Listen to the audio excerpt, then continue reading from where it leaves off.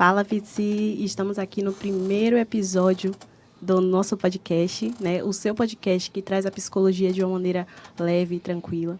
E hoje vamos falar sobre um tema que é a psicologia do esporte, né? E para isso contamos com o nosso convidado, Rafael Ramos. Rafa já passou pelo clube do Bahia, do Vitória, e ele vai falar um pouco sobre ele. Pode falar, Rafa. Antes de mais nada, eu queria agradecer o convite a Gabi e a John, né? Chama de Gabi e John já pelo nível de intimidade, tá? Então, como você falou, sou Rafael Ramos, sou formado em psicologia desde 2011, me especializei pelo Conselho Federal em Psicologia do Esporte e em análise do comportamento, tá? Psicologia do esporte, ela entra na minha vida de uma forma bem inusitada e bem do nada, assim, sabe? Eu costumo brincar e dizer que caiu de balão, assim, na minha vida, né? Eu sempre gostei de esporte, vim do interior, jogava bola lá, queria ser jogador. Por um motivo não virei jogador, falta de habilidade. E aí, sempre queria me inserir no esporte de alguma forma. A educação física seria o caminho, não fui para a educação física por algumas questões familiares e assim por diante. E aí surgiu a oportunidade de fazer um curso de psicologia, mesmo sem saber direito o que é, sem saber muita informação sobre, e eu disse, vou encarar e vamos lá. Costumo dizer que dentro do meu percurso da faculdade, algumas pessoas, não só da faculdade, mas na minha profissão também, algumas pessoas, eu tenho extrema gratidão, uma delas é Marilda Castelar. Por volta do segundo a terceiro semestre, em uma dinâmica na faculdade, ela disse assim, o que é que você está fazendo aqui? Essa é a pergunta. E eu aí respondi a ela que eu não sabia o que eu estava fazendo ali, para ser sincero. E ela me disse, por quê? Aí eu disse a ela que eu queria educação física, que eu era muito da área de esporte, e ela falou, se você gosta de esporte, tem a psicologia do esporte. Vai procurar e vai estudar. Então, aí a partir daí, eu não larguei nada mais. Então, eu tive a oportunidade de ler bastante sobre Katia Rubio, fui buscar os profissionais na época, que a rede social da época era Orkut, e aí eu fui buscar informação nessas redes sociais para poder conhecer essas pessoas, e para minha sorte, em um dos livros de Katia Rubio tinha um e-mail dela, mandei um e-mail, ela me respondeu, e aí a gente criou essa relação. E ela foi me apresentando algumas outras pessoas, Eduardo Cielo e algumas outras pessoas da área. E aí fui gerando esse conhecimento. Perto da formação, já lá para 2010, nessa pegada aí, eu junto com a Ellen, que era uma menina da faculdade FTC também, que gostava de psicologia do esporte, a gente fez a primeira jornada de psicologia do esporte.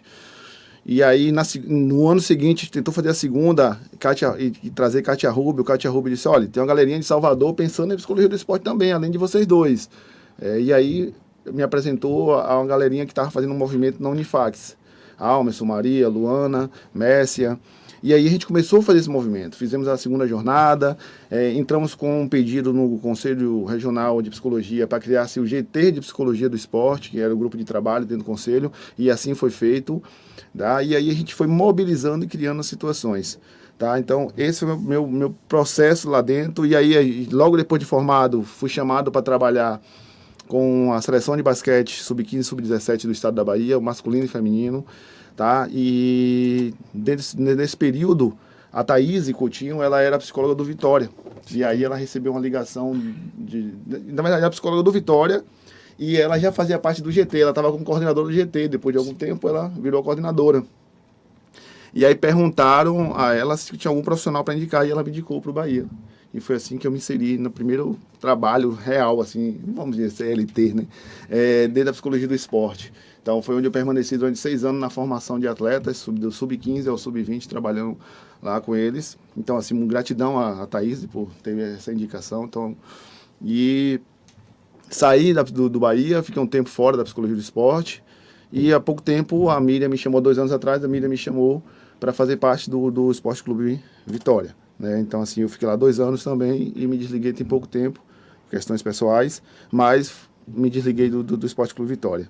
Então, eu costumo dizer que é isso, assim, essas pessoas me empurraram, essas pessoas, de certa forma, me ajudaram, e tenho uma gratidão eterna a todas essas que foram citadas, e mais algumas, né, que também me colocou nesse meio. Inclusive, meu pai, da pior forma possível, ele me colocou, porque ele dizia que educação física não ia me dar dinheiro, não ia trazer retorno, e aí eu fui buscar algo que pudesse me dar um retorno, né, na visão dele. Então é isso. Sim, sim.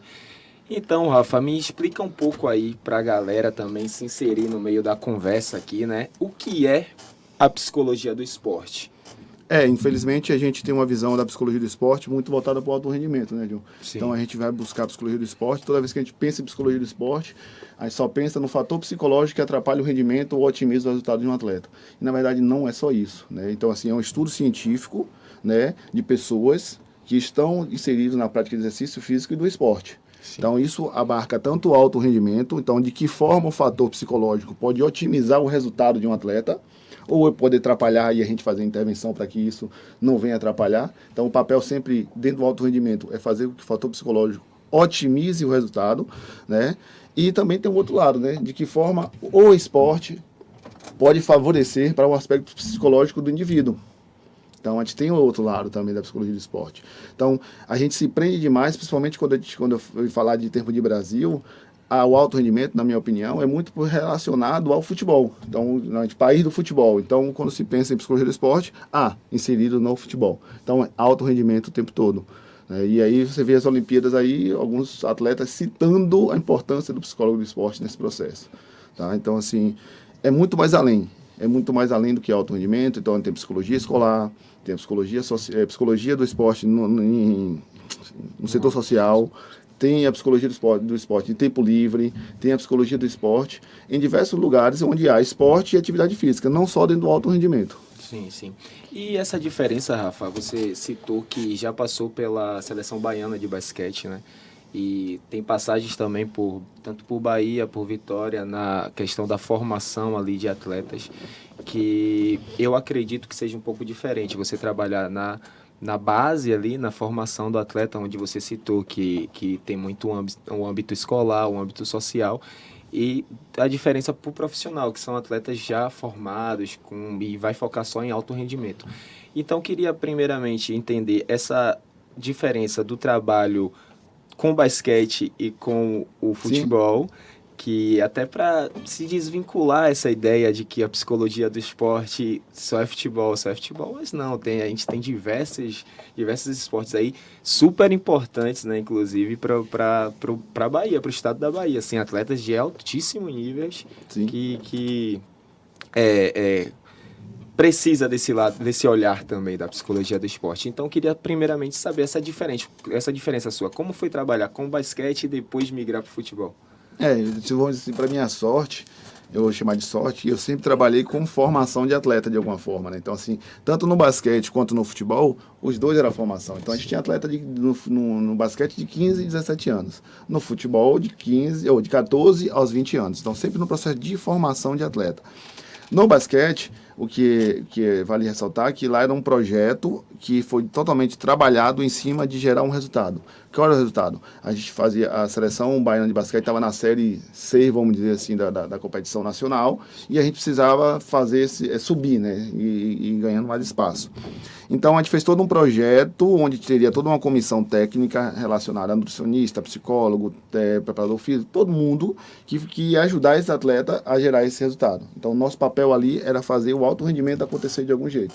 Perfeito. Então, dentro dessa, eu me lembro muito bem que uma das coisas que foi, principalmente dentro do meu trabalho ali, era que a gente saía buscando atletas de escolas, né, que trabalhavam o basquete, e eles muitas vezes se conheciam, mas nunca tinham jogado junto. Então, trabalhar a coesão de grupo, encontrar líderes, trabalhar, vou botar as aspas, a motivação desses atletas. Então, sempre dentro desse contexto. E outra coisa, era um basquete, para mim, que me chamava muita atenção, era que a divisão de uma quadra de basquete para a torcida é muito pequena, cara. Sim. Então, o banco de reserva fica colado com a torcida. E aí tem um aspecto familiar que fica na lateral ali, buzinando o ouvido dos atletas, dos meninos e da comissão técnica de uma forma absurda. Sim. Então, assim, eu pensava que só via isso no futebol, mas essa minha experiência no basquete, isso era pela distância em si, né? Então, assim, a distância mínima que tinha ali. Então, isso influenciava muito. Então, você via o quanto tinha alguns atletas que sentia aquele nível de cobrança que era colocado ali pelas famílias, né? E até mesmo na relação com as comissões, né? De que forma, qual é o impacto que aquilo tinha com as comissões, porque muitas vezes um ser humano como que é um treinador, pegava a birra de um jogador simplesmente porque o pai xingou ele de alguma coisa. Então, criar essas relações, e a gente como profissional de psicologia era muito chamado pela comissão e dizer, pô, cara, ajuda ali, ó, cara, dá uma resolvida nisso ali. Então, assim, a gente também tinha que fazer essa mediação ali de conflito para que isso não sofresse impacto. E isso vai muito além do alto rendimento, né? Sim.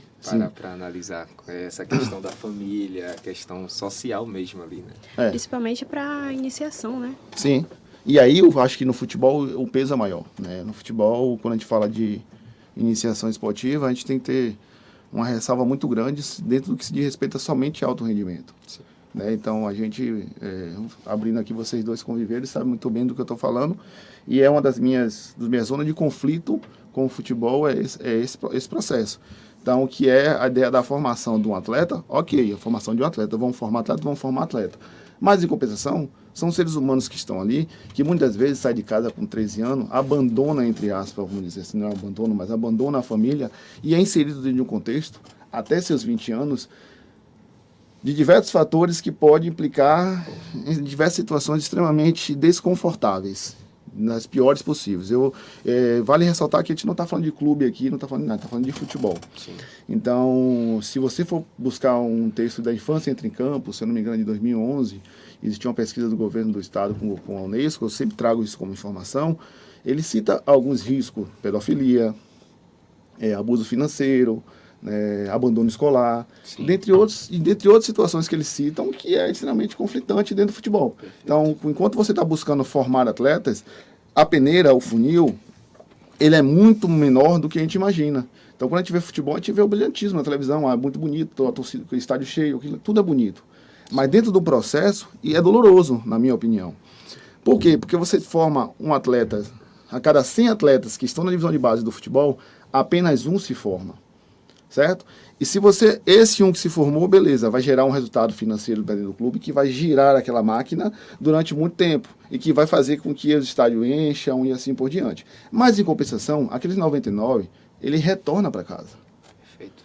Ele retorna para casa. Só quando ele retorna para casa, muitos dos clubes do Brasil hoje, por mais que vocês vão ver entrevista falando que é o contrário, não é uma realidade, para quem convive sabe, há um abandono escolar, distanciamento da família. Então, assim, eu já convivi várias vezes de a gente estar em casa, à noite, madrugada, receber ligação para a gente se dirigir ao clube, porque faleceu algum parente. E aí eu ouvi de um atleta dizer assim, pô, não tive nem chance de enterrar meu pai ou minha mãe. E de às vezes, escolher, ou eu vou para a competição, ou vou enterrar minha avó.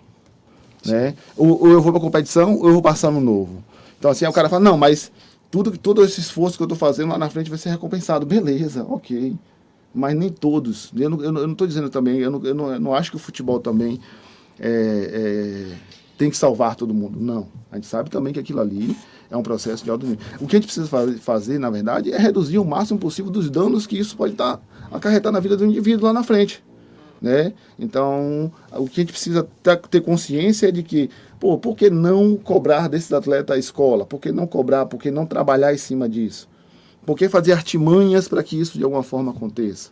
Né? Então, assim, esse tipo de coisa. Criar projetos, propostas sociais, socioeducativas para esses atletas, nessa formação daqueles também que, se não virar atletas, e aí, qual é o plano B dessa galerinha? O que esses caras vão fazer? Eu tenho no meu Instagram diversos atletas que passaram na minha época por mim lá. Então, assim, hoje eu acompanho vários deles, e eu vejo, tipo assim, como esses caras estão hoje. Né? Como esses caras estão hoje? Na minha opinião, assim, de uma forma de inferência muito grande. Não é numa zona tão confortável quanto a gente pensou lá atrás.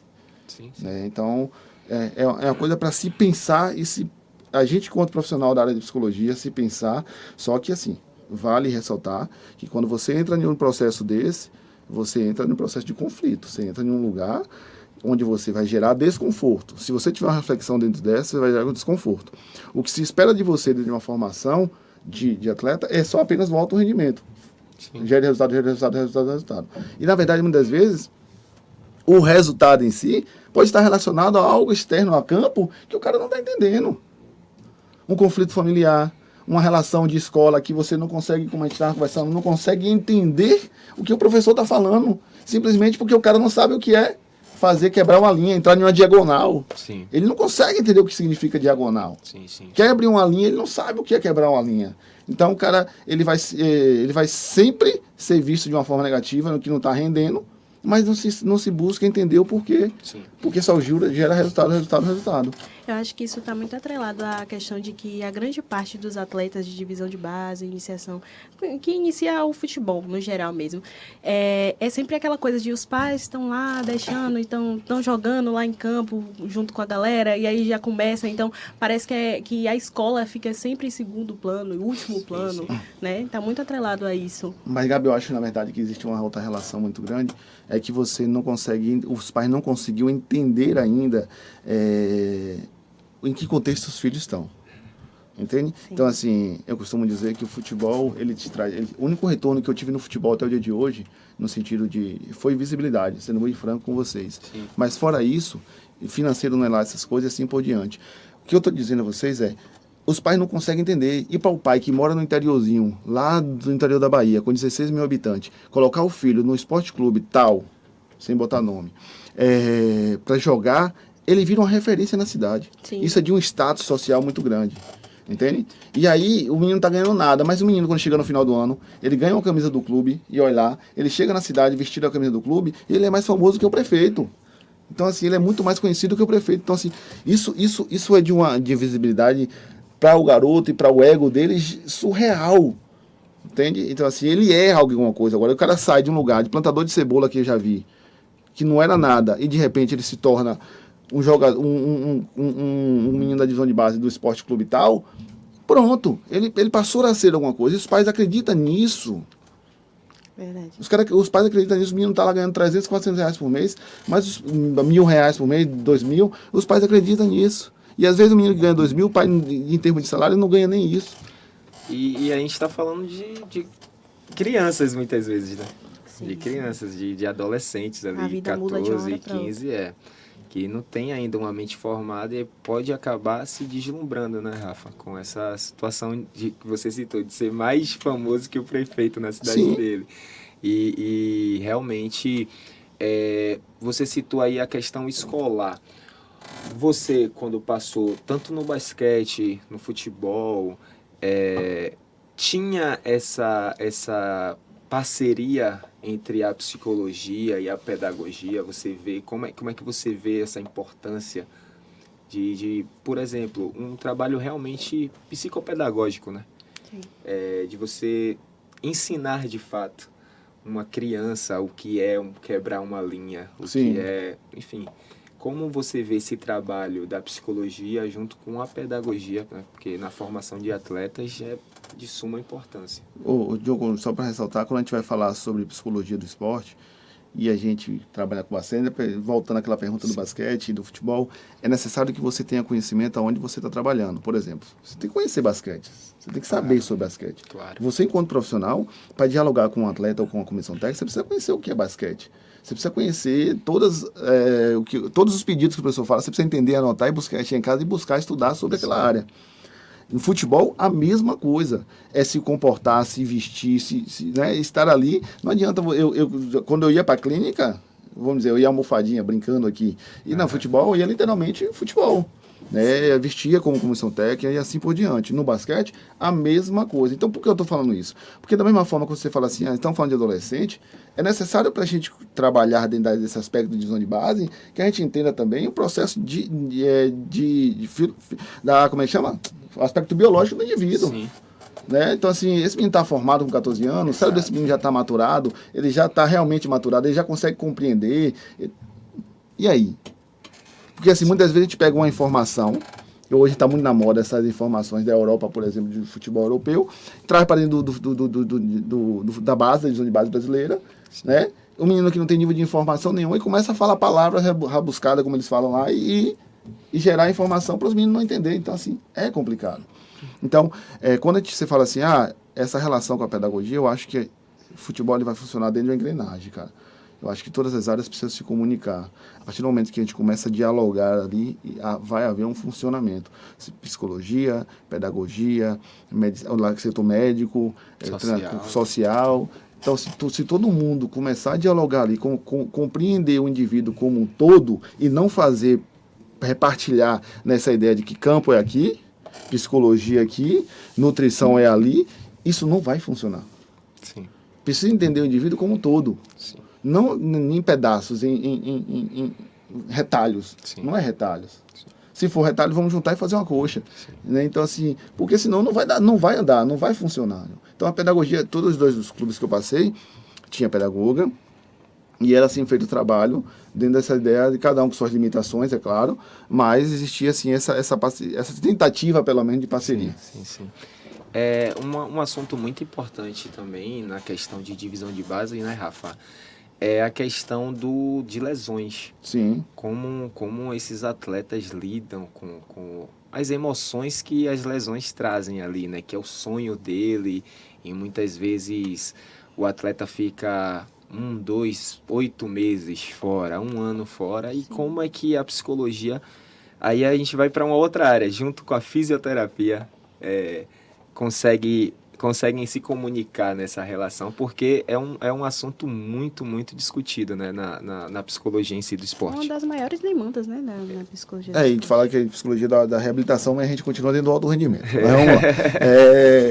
Cara, eu acho que assim, como eu falei, a engrenagem vai ter que funcionar, você vai ter que dialogar com o seu terapeuta, e lesão é um negócio que pode acabar a carreira de um atleta de uma forma absurda, né? Então, assim, o cara faz uma cirurgia hoje...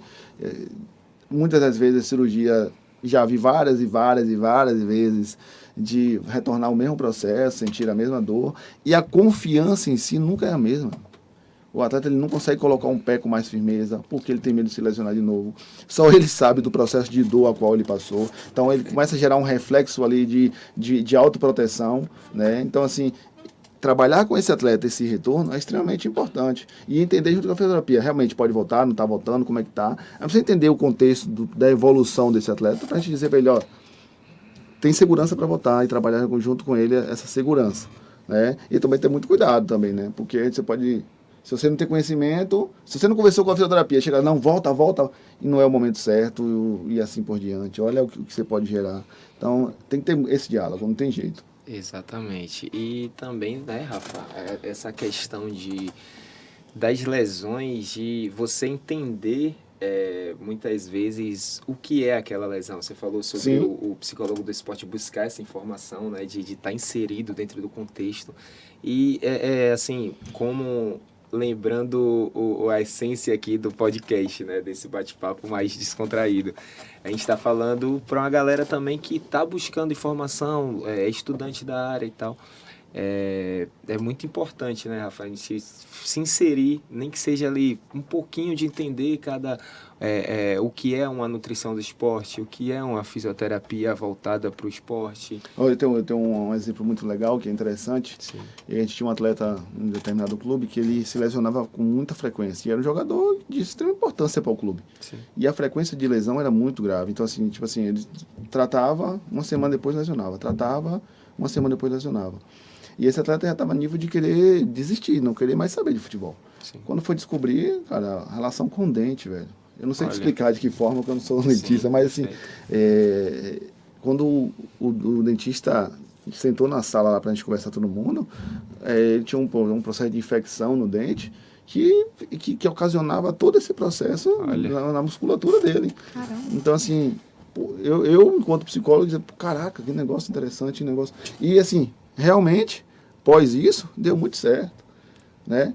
E assim, John, só para abrir um parênteses aqui, eu acho bem legal, já teve casos de trabalhar com um atleta, de o atleta dizer, tipo assim, tem uma relação de que, vamos lá, eu vou criar uma hipótese aqui, eu comi uma comida que veio de uma determinada religião, e eu acredito que isso me fez mal. Exato. E a gente trabalhou em cima desse cara o tempo todo, e esse cara não conseguia voltar mais a jogar da forma, porque ele sempre achava que o trabalho que foi feito para ele estava acarretando em um processo negativo no desenvolvimento dele. Então, assim, vamos chamar de crenças, as regras que ele estabeleceu para ele, isso impactou significativamente no resultado dele. Aí você fala, precisa dialogar? Cara, eu preciso dialogar com o atleta até para entender essas crenças. E quando ele me disse assim, Rafa, acho que a única alternativa é que eu vou lá visitar e vou quebrar isso. Sim. Cara, por incrível que pareça, o cara fez o negócio dele lá, o trabalho dele, e gerou resultado. Massa, velho. É o que o cara acredita. Sim. Gerou resultado. O cara voltou no nível de felicidade, no nível de satisfação, que foi absurdo. E gerou resultado. Então, assim, quando eu falo resultado, é porque a gente também não pode gerar resultado com inferência. Então, quantitativamente. Então, era um atleta que a gente tinha, dentro da análise de desempenho, vamos lá, não sei quantos acertos em passes, em cruzamentos, e assim por de alçada ao gol, a área, não sei o quê, de acertos. Passou a ter uma queda, um declínio muito grande. Sim. Né? Então, assim, e esse declínio foi cada vez mais piorando. Após a situação, houve uma subida. Se houve uma subida, gerou resultado. Claro. Então, não é inferência. Claro. E dentro disso, assim, dessas conversas que você cita, Rafa, com atletas,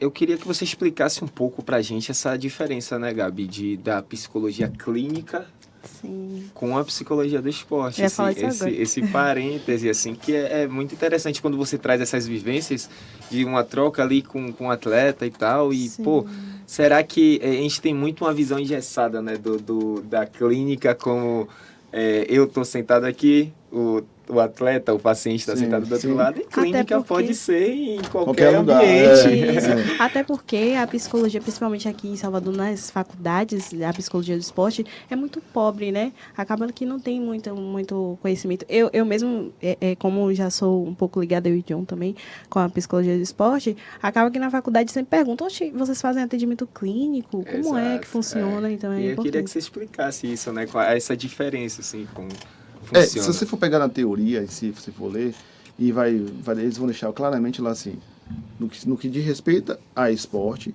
a exercício físico, o psicólogo do esporte trabalha. Passou de uma esfera mais pessoal, individual, há um encaminhamento para a psicologia clínica. Perfeito. Então, assim, lembrando que, voltando para o alto rendimento, área esportiva, só que tem uma ressalva muito grande, cara.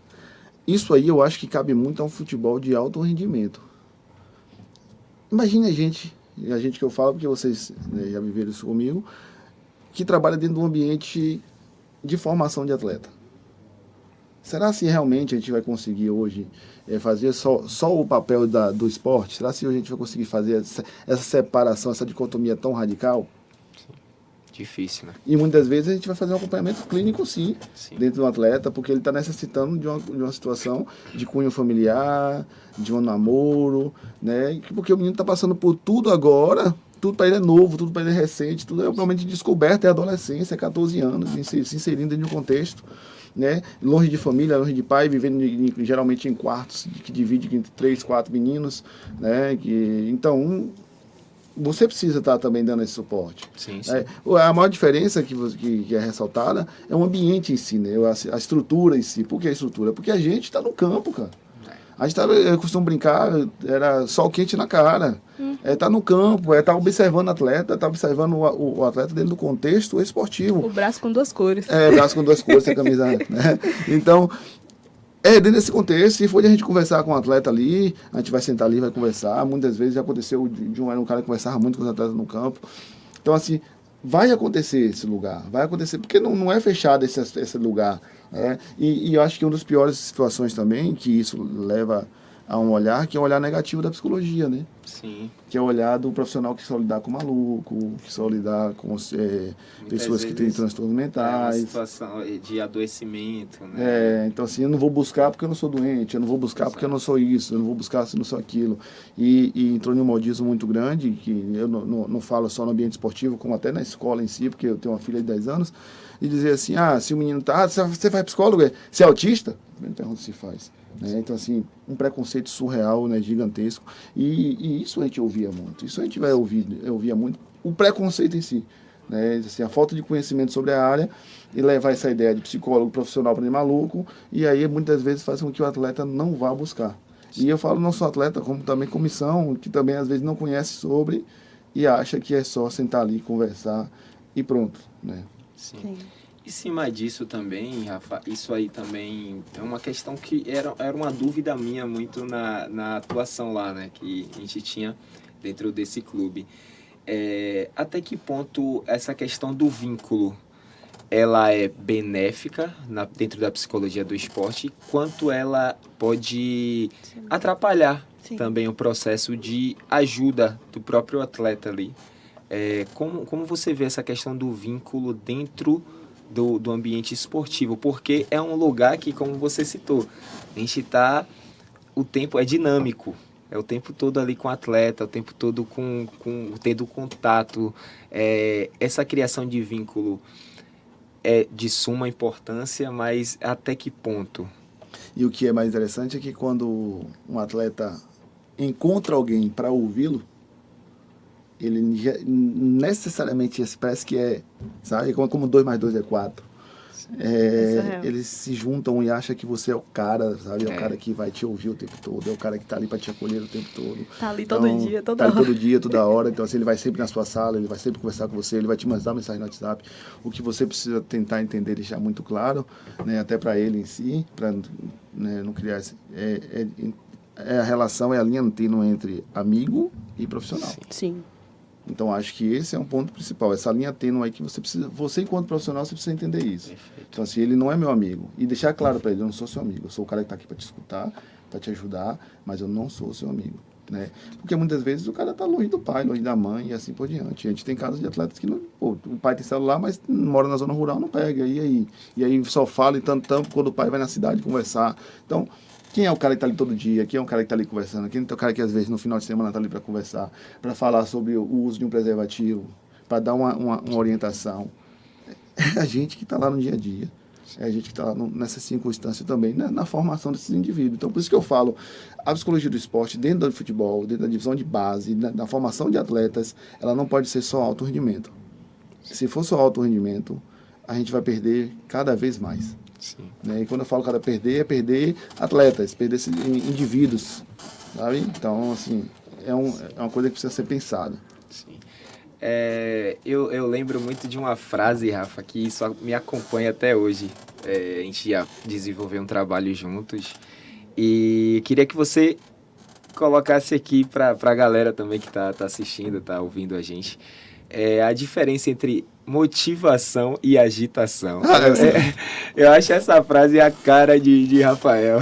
Não, você tem que entender o que é agitação, o que é motivação. Não, porque dentro do contexto do futebol existem alguns rituais que eles são muito interessantes. São rituais que todos fazem.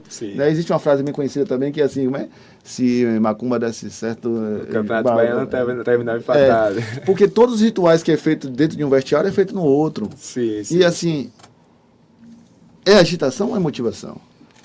Eu sei que uma atividade daquela, um ritual daquele, consegue motivar um atleta. Sim. Um atleta, 2 atletas, 3 atletas. A gente não pode dizer que é dessa forma. Né? Mas o que é mais interessante é que há uma agitação muito grande. Você precisa ver o que esse movimento que foi feito, esse trabalho que foi feito ali dentro, vai gerar dentro do campo, qual é o resultado daquilo dentro do campo. Para você depois dizer se foi motivação ou se foi agitação.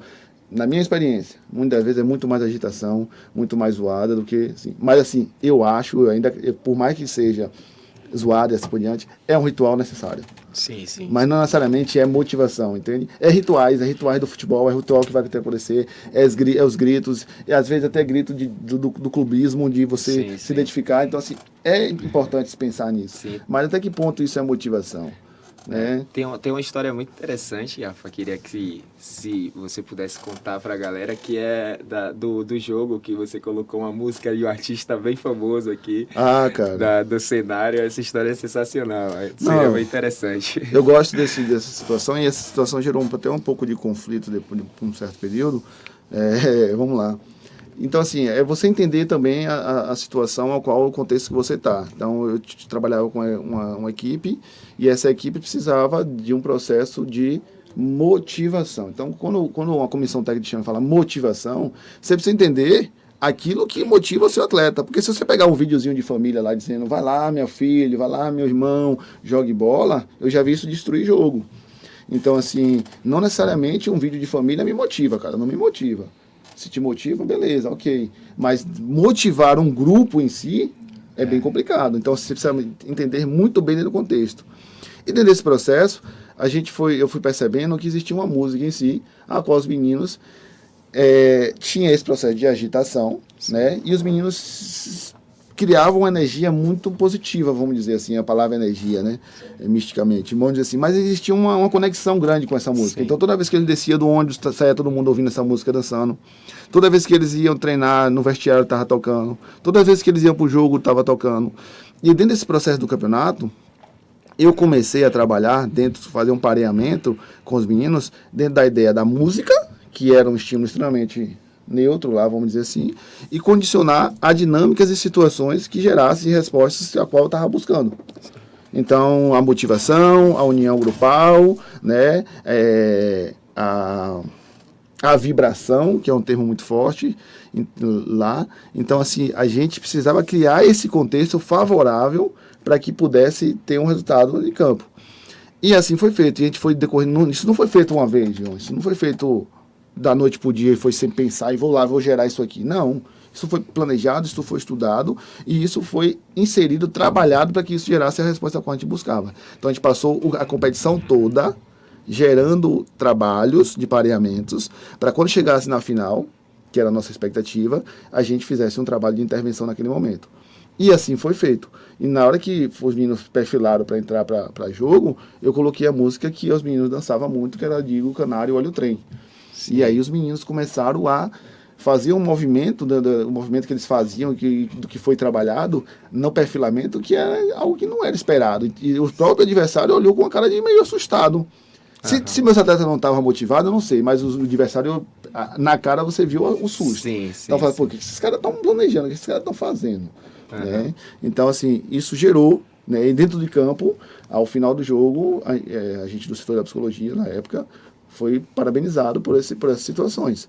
Né? Então, por conhecer o grupo, né?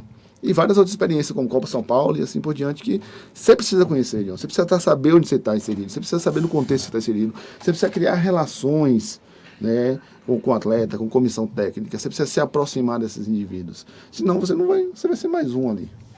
Exatamente, essa história eu acho sensacional, porque é o poder da observação ali, né? De você entender onde você está pisando, entender o que é que...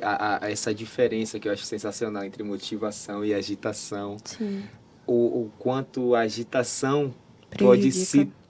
pode prejudicar, mas também pode se tornar uma motivação. Sim. Também, esse processo é muito... E o que é mais importante ressaltar, tanto naquela situação lá do menino que foi para a religião dele e deu certo, quanto com uma música como essa, é a gente entender que não existe uma receita de bolo programada. Perfeito. A gente, enquanto estudante de psicologia, a gente fica buscando o que fazer, como fazer e assim por diante.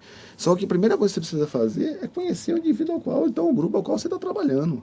Você precisa conhecer ele, é sobre ele, não é sobre você. Se fosse Rafael, não era música de Digo Canário. Sim. Mas é sobre aquele grupo, é sobre eles, por mais que eu não goste. Entende? Então, assim, é conhecer. E não é que você não gosta, é que você gosta de Digo Canário. Eu te conheço. É conhecer o contexto ao qual você está inserido, os indivíduos ao qual você está trabalhando. Ponto. Se você vai trabalhar em determinado clube, conheça sobre a história, conheça sobre o time, conheça sobre a estrutura, conheça sobre tudo. Porque você precisa dialogar com esses atletas. Sim. E uma das coisas que a gente batia muito é a ideia de você se sentir pertencente ao lugar. Ao lugar, perfeito. Né? Inclusive com os atletas. Porque se hoje você pergunta, pela nossa experiência, perguntar aos atletas onde você quer jogar. Cara, era incrível. Dificilmente você encontrava um menino dizer assim, quero jogar aqui nesse time, eu quero me estrear aqui, não, eu quero ir para a Europa. Exatamente. Até vestir a camisa amarelinha era mais difícil eles falarem, cara. Era sempre um contexto, eu quero jogar na Europa. É. Verdade. E você citou aí, né, um exemplo que a questão da motivação não ser diferente dentro de um grupo. E o perigo que isso pode causar, né? Que você citou do vídeo motivacional dos familiares. Você teve alguma história ou já presenciou alguma situação onde isso foi aversivo a um atleta? E como é que a psicologia trabalha nesse momento? Bom, já vivi situações extremamente desconfortáveis com isso, que muitas vezes a gente não é dado esse crédito de confiança da gente, isso é deixar bem claro para vocês. Então, assim, muitas vezes o trabalho, já foi feito assim, deu muito certo, vamos fazer. Né? Costumava dizer que antigamente era um vídeo que passava muito, tem um vídeo no YouTube de Ronaldinho se lesionando. Esse vídeo passava muito antigamente para motivar, mostrar que o cara era guerreiro e ele consegue, que você também pode conseguir. Sim. Contexto totalmente diferente. Já vi questão familiar acontecer, então, assim, Às vezes, aquela frasezinha, uma laranja podre no saco apodrece o resto. Eu já vi atletas entrar em desespero no vestiário antes de jogo por conta de ver um familiar falando. Só que o desespero daquele cara conseguiu mobilizar todo mundo de uma forma extremamente negativa. O problema desmotivou o grupo? Não sei te dizer. Mas, pelo menos, os primeiros minutos de jogo ficou claro como estavam perdidos em campo. Então, assim, aquilo gerou um impacto surreal. Desestabilizou, né? Desestabilizou todo. Então, assim, todo mundo ficou se olhando dentro da coisa. Eu disse, opa, tchau, não foi eu que fiz. Né? Porque, assim, se perguntar se o profissional que está ali, que está ali chegando, que conhece o grupo, por que não pergunta? Às vezes, tudo bem. É de contexto, o cara entende que já deu certo em algum outro momento, que vai dar certo aqui agora, vamos arriscar. É um risco que se corre, mas eu não faço nada desse programado. Essa ideia de que, assim, na literatura tem isso aqui, vamos fazer, cabe ao nosso contexto, cabe aos nossos atletas, cabe ao nosso grupo, vamos fazer. Não cabe, vamos planejar aqui, vamos pensar em alguma coisa, vamos entender. É melhor dessa forma. Né? Até a própria instituição, né? Tipo assim, cabe à instituição a qual a gente pertence. Sim. Rafa, aproveitando isso que você falou sobre a psicologia acaba sendo um pouco subestimada, né, de certa forma. Por que você acredita que isso continua acontecendo dentro do esporte? Assim, a psicologia, com essa credibilidade, essa falta de credibilidade. Eu acho que eu defino isso com uma única palavra, vaidade. Né? Então, assim, futebol ele é um mundo vaidoso. Então, você é um profissional que vai dar pitaco em situações que é extremamente desconfortável. Né? Então, assim, então, você é mais um para interferir dentro de um processo que é os 90 minutos. Então, você é mais um para dar pitaco ali naquele processo. Então, às vezes, o cara não está muito disposto a te ouvir. Né? Então, e fora que tem essa ideia de que é para maluco, que é assim por diante. John fez um desastre aqui, faz parte, John. Faz parte. E é isso, Gabi. Eu acho que é muita ideia do preconceito, da forma como é que as pessoas enxergam ainda a psicologia. E, sendo bem sincero também, é muito como a gente profissional se posiciona nesse meio. Sim. Eu costumo dizer, deixando bem claro assim, eu não sei, não vou dizer nunca mais, mas Sim. No momento eu acho que eu não volto pro futebol, porque eu acho que no momento eu não estou compatível com o futebol. Porque eu não me encaixo dentro dos propósitos ao qual o futebol tem para no momento. Não estou dizendo que eu não volto, posso voltar. Mas é um contexto ao qual me gerou algumas ressalvas. Sim. Então, assim, foi bom trabalhar, foi ótimo trabalhar e continuo afirmando que é um lugar maravilhoso de trabalhar. Mas existem ressalvas a ser feitas. Inclusive isso, a desqualificação enquanto profissional, né, olhar para a gente. Às vezes também pode ser que a gente em si, porque é nossa profissão, a gente quer que... Né, aquela ânsia de gerar resultado, aquela ânsia de mostrar resultado, a gente às vezes acaba, né, achando que a gente é mais importante. Não é essa a ideia.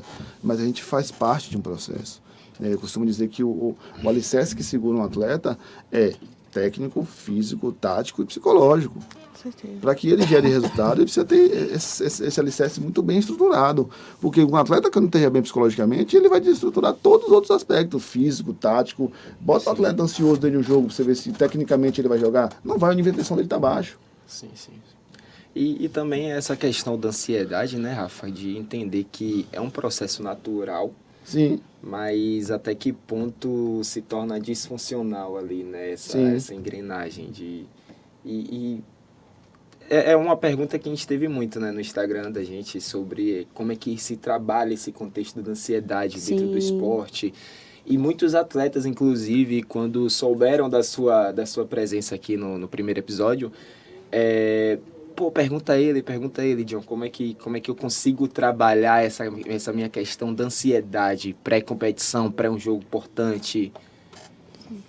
John, vamos lá. Se for atleta de zona de base, primeira formação busca o psicólogo do seu clube. Sim. Ponto. Por quê? Porque esse cara te conhece. Esse cara sabe quem você é. Se ele não te conhece, ele vai com você buscar te conhecer.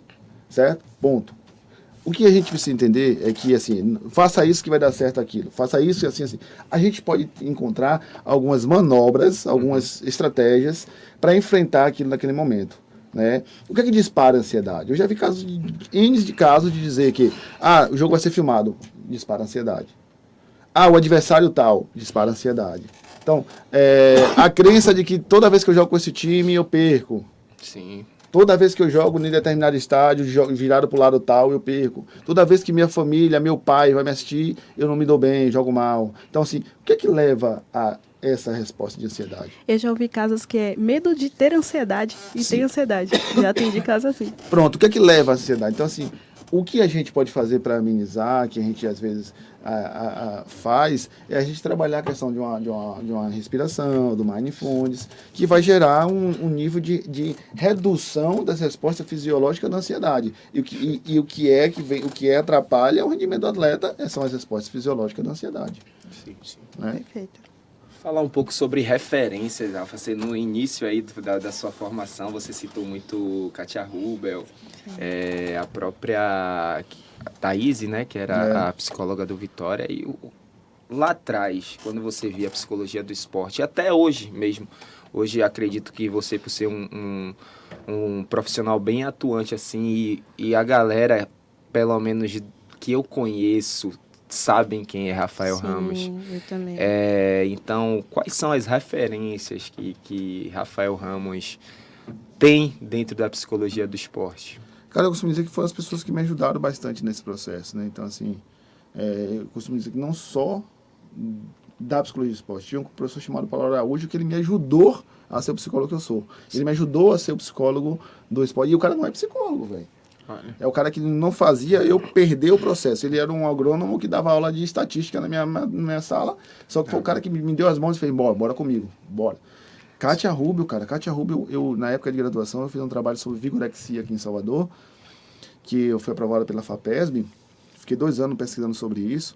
E aí, quando eu fui fazer meu TCC, eu disse, vou dar continuidade, vou entregar isso aqui, porque pelo menos facilita a minha vida, já ameniza um pouco o cansaço.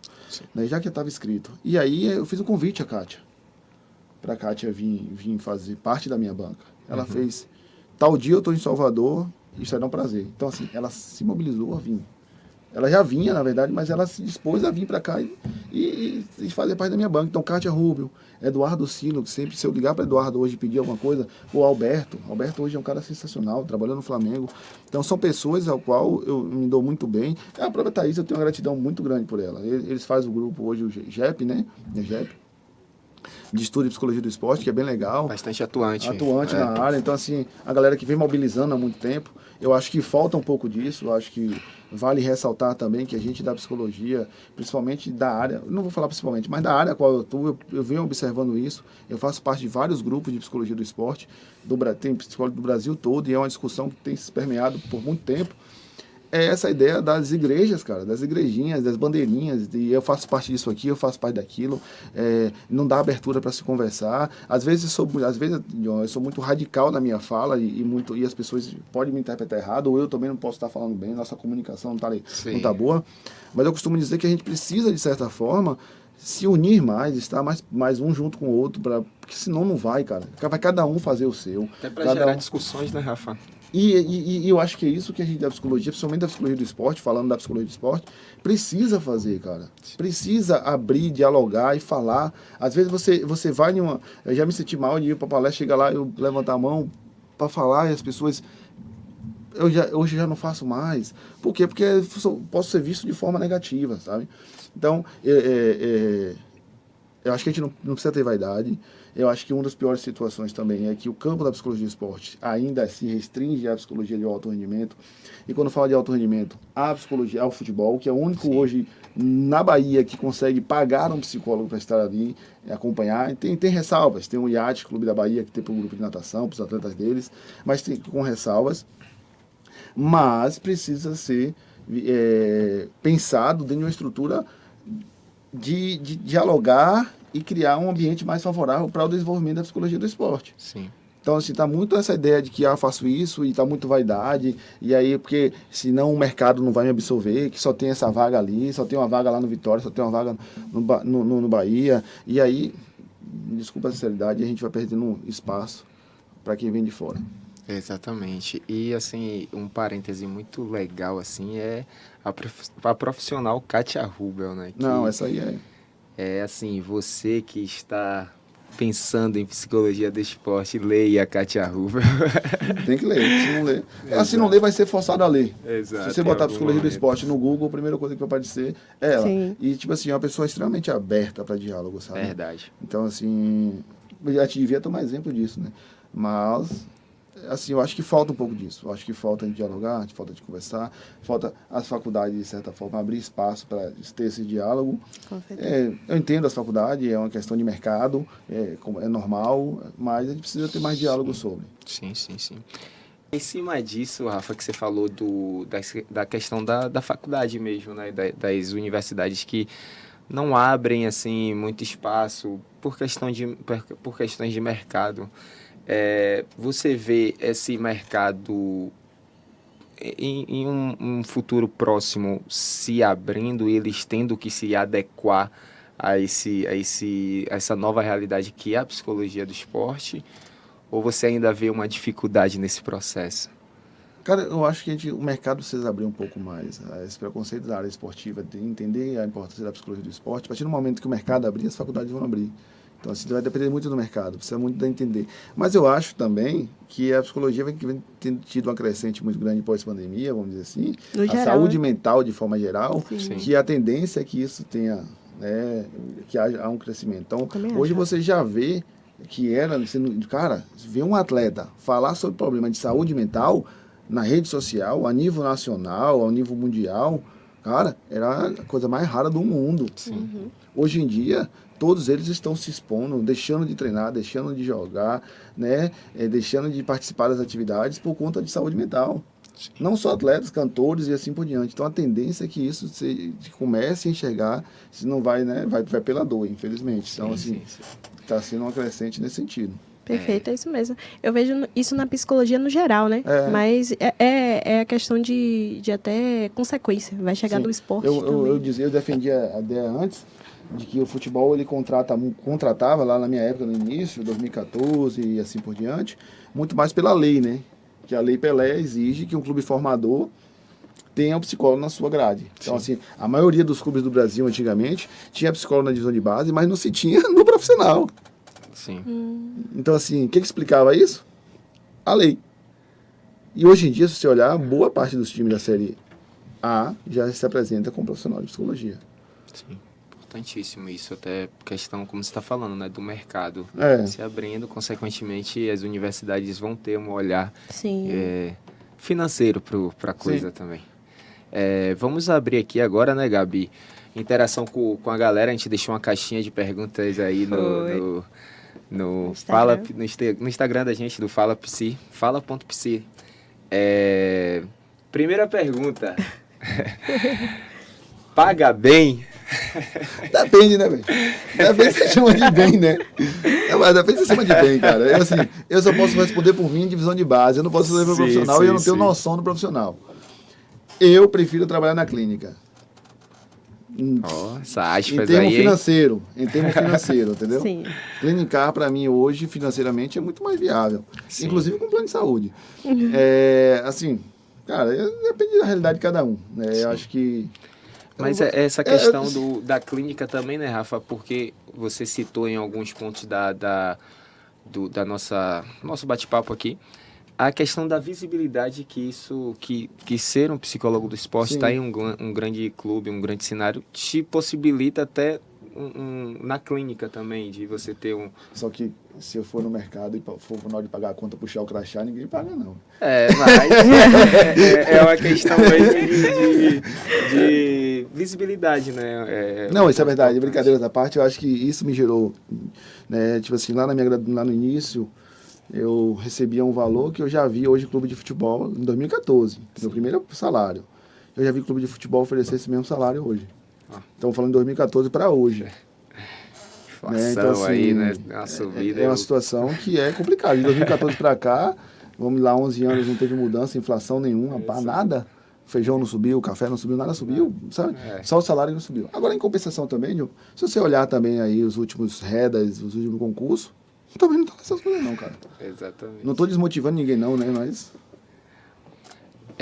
o psicólogo do esporte faz atendimentos clínicos com os atletas, a gente acabou respondendo aqui sim, já. Sim, atendimento clínico do atleta sim. Eu tenho atletas hoje na clínica, eu tenho um atleta de natação, um do futebol, já tive atleta de MMA, que o nosso papel era trabalhar Sim. alto rendimento, resultado. Então, nosso foco da clínica era o esporte. Então, era a psicologia do esporte clínica, mas o meu foco era o MMA, meu foco era a natação, meu foco é o futebol. O foco da gente lá é otimizar resultado. Então, assim, é dentro do alto rendimento desses atletas que nos buscam. Sim. Pergunta bem interessante aqui, Rafa. Como lidar com a frustração após uma derrota esportiva? Muitas vezes eu dizia assim, deixa o cara viver o luto.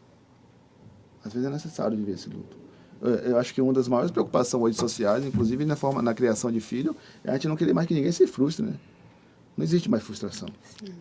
Então, assim, eu acho que como lidar, assim, e por que não lidar, e por que não viver, e por que não estar? A gente precisa entender que todos os sentimentos, de raiva, tristeza, são inatos do ser humano. Sim. E é importante para a nossa formação enquanto pessoa. Perfeito. Perfeito. Então, assim, se frustrar faz parte do processo, cara. Perder faz parte do processo. Eu costumo brincar e dizer que o futebol para mim era gratificante, que eu perdia na quarta e ganhava no domingo. Uhum. Então, assim, faz parte. E essa oscilação na vida vai acontecer, não é só no esporte. E se a gente não entender que a gente precisa se frustrar para a gente se formar também enquanto indivíduo, a gente não vai para lugar nenhum. Perfeito, perfeito. Tá respondido aí. Qual a maior pressão que um atleta enfrenta além da competição? Cara, eu acho que a maior pressão que o atleta de formação hoje enfrenta é essa ideia de ser, virar. É fazer essa curva que a gente chama. Ou faz a curva para ser profissional ou bate no paredão. Eu acho que essa é o funil. Eu acho que essa é a maior pressão deles, né? Então, assim, a incerteza. Porque eles têm conhecimento sobre.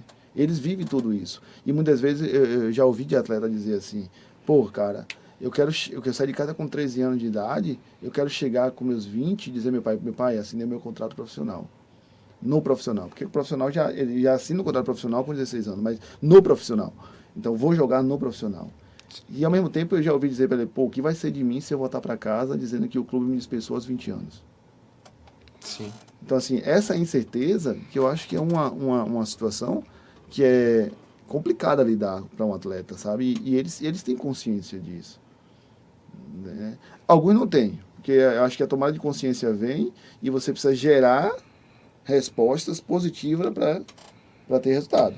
Exato. Né? Então, assim, eu preciso ter consciência disso, a partir daí eu vou agir. Sim. Então, agir de que forma? Tudo bem, o que eu faço para virar essa curva? Como é que eu preciso? O que eu preciso? Então, eu preciso plantar para colher. A gente costuma brincar lá e dizer, eu não planto cebola e colho tomate, e nem planto tomate e nem colho cebola. Se eu plantar cebola, eu vou colher cebola. Então, assim, você tem que saber o que você está plantando. Sim, é verdade. Então, assim, não adianta. Então, eu acho que essa incerteza deles é bem complicada, mas precisa também tomar consciência e gerar resultado. Tem outra pergunta aqui. O psicólogo do esporte dá o suporte ao atleta ou ao time todo? Pô, gente, se você olhar time sem atleta, a tudo, né? A tudo. Inclusive comissão. Falar isso agora. Inclusive comissão técnica. E é esses aí que assim, a gente precisa estar sempre ali conversando e orientando para a gente se sentir, não a gente se sentir pertencente, mas eles sintam que a gente pertence à comissão técnica, que a gente é pertencente àquele trabalho. Perfeito. Chegou os momentos do agradecimento, né? Passo rápido, papo bom. Rafa, queria agradecer imensamente a sua presença aqui, viu? Assim, tanto para mim, para a Gabi, para uma galera aí, acredito que é uma referência, assim, próxima, que a gente, às vezes, tem uma referência muito distante, né? E você é um cara bem próximo, assim, de todos, da galera, assim, que está se formando, que busca essa área, esse conhecimento. Então, agradecer imensamente a sua presença aqui e que venha mais vezes, né, a gente trocar essa ideia. Você falou de inspiração, Rafa, e minha inspiração é você. Porque... É verdade, porque eu não tinha esse contato com a psicologia do esporte, né? Veio o John, que foi o mediador para isso, e a minha inspiração da psicologia do esporte é você. Eu costumo dizer assim, por isso que eu falei assim, às vezes eu sou mal interpretado, que eu sou radical na minha fala mesmo, às vezes eu acho que eu sou ignorante mesmo, e as pessoas podem me interpretar errado. né? Porque eu brigo para esse lugar de a gente entender que há espaço para todo mundo, cara. Se eu não tiver como hoje eu não estou no clube de futebol nenhum, não quer dizer que eu deixei de ser psicólogo do esporte. Sim. E isso que é um ponto importante de se pensar. Rafael só é referência a partir do momento que está lá no Esporte Clube Vitória, no Esporte Clube Bahia, no Esporte Clube Palmeiras, que é outro clube. Não, cara. E a gente precisa criar movimentos para que quem está chegando atrás também tenha essa visão e que a gente precisa criar espaço para todo mundo, criar espaço dentro dos projetos sociais de esporte, a gente precisa criar espaço dentro das escolas que a psicologia do esporte pode estar trabalhando. Então, assim, tem um boom agora crescente de escolinhas de futebol, Sim. que eu acho que é extremamente importante se trabalhar. Então, assim, tem várias áreas que a gente pode ir, tipo, né? Então, se a gente se unir, eu acho que aí fica pequenos grupinhos brigando, dialogando, sem dialogar e assim por diante. Rafa, fala um pouco da gente, pra gente aqui, pra gente encerrar também, a questão dos seus projetos pessoais. Aí você tem algum vindo? Cara, no momento que eu estou muito pode? voltado para a psicologia clínica, né? Na verdade, eu nunca larguei. Eu, trabalhando nos clubes, sempre estive na clínica, que também era minha cachaça. Então, hoje eu estou totalmente voltado para essa área. Mas a minha ideia é criar um projeto na área da psicologia esportiva para um público específico, né? Que aí em breve a gente vai estar dialogando mais. Mas assim, a ideia é criar a psicologia do esporte fora do alto rendimento, com o processo de reabilitação. Psicologia do esporte para reabilitação. Sim. Né? De que forma a psicologia do esporte pode ajudar no desenvolvimento psicológico desse indivíduo. E a gente vai pegar um público específico e vai trabalhar em cima disso. Então, assim, a ideia é trazer um professor de educação física, um fisioterapeuta, pessoas que possam agregar junto com a gente, que tem algumas coisas que o psicólogo do esporte não vai fazer, que né, exclusivo da educação física, e a gente agregando para a gente gerar esse tipo de benefício aí. Tipo equipe multidisciplinar. Isso. Perfeito. Qual o seu Instagram, Rafa? Fala aí pra galera. Boa pergunta. Rafa Ramos PC, né?